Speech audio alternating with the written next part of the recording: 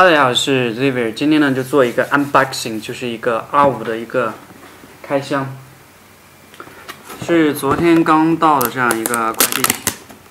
昨天那个京东小哥亲自给我送到那个楼下，以前是从来就是放在那个快递点，从来不会给我亲自送到楼下的，让我来去取。因为什么？因为这个价格实在有点高了，25,999，就26,000了。然后打开这个盒子之后，这是上面有一个盖板，然后这个是说明书，还有一个 Type C 的一个数据线。这个 Type C 的数据线是双 Type C， 就是双头都是那个 Type C。然后一会儿我会讲一下这个问题啊。然后就是最主要的就是我们的这个本机 UR5 的一个本机。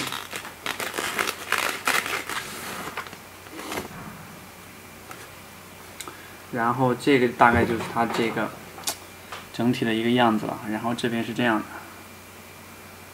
然后这边是这样的。然后你会发现，假如说你不装电池的话，它这是会有响动的，你听见没？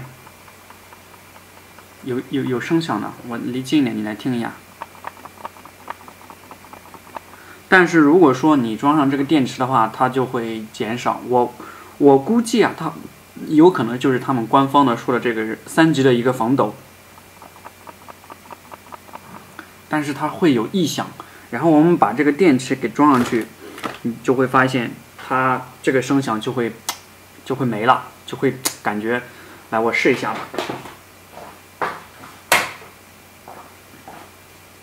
电池刚刚我昨天晚上已经充了，电池在这个位置，打开。说到电池啊，你们发现没？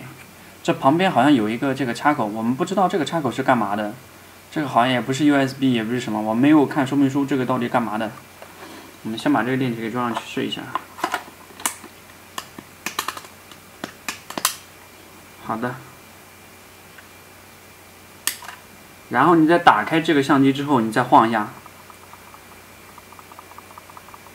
会有响声，但不是很明显。刚刚那个非常明显，而且你的手会感觉里面确实有一个零件在震动，而这个响你几乎感觉不到，就是你懂我意思吗？就，然后我们再把这个电源给去掉，我们再来感受一下。这个还不行，它这个减震它这个5级防抖，你必须要把这个电池拔下来，它才能完全的失效。听到没？非常的。然后我们再把这个电池给上去。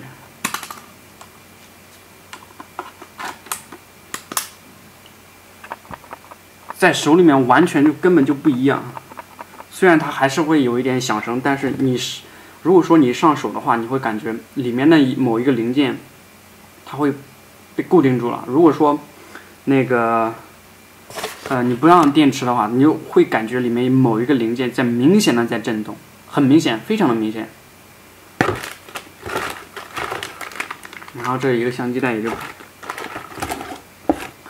这里面还有个相机带，我们就不多说了。刚刚我是想说这个问题，就是这个双 Type C 的这个问题。这个双 Type C，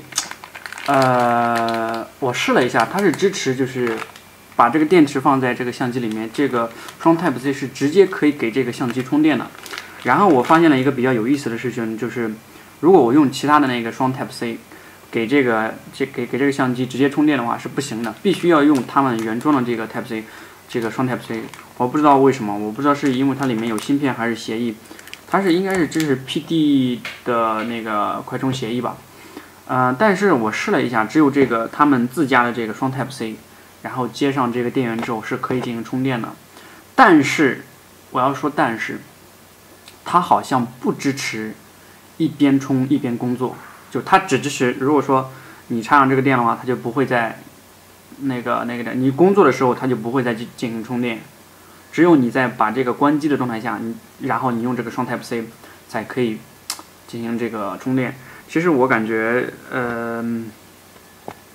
可以设计成就是一边用 USB 充，一边这个工作，这样的话，它可能对它的续航有非常大的一个帮助，尤其是对于视频创作者来说，就是你如果说可能比如说要录一个会议啊，要录一个什么的话，需要这个长时间的续航的话，就可以直接外接 USB 的方式来进行。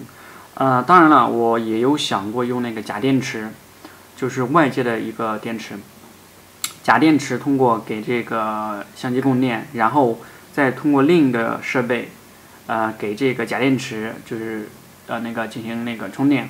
我不知道这样能不能行得通，就是会不会出现那种情况，就是一边给它充电，就是它开不了机，必须要是关机之后，然后才能给这个假电池充电。我没有试过，后续的话我可以再去试一下。然后我这个相机的镜头还没有到，镜头的话今天或者明天就可能到了。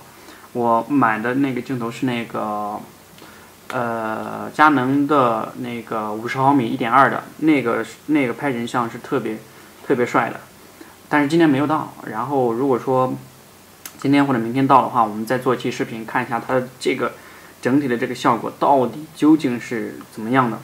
好，那今天就先说到这儿吧，拜拜。如果说先不要拜拜，先关注完之后会有更多精彩的内容。好，拜拜。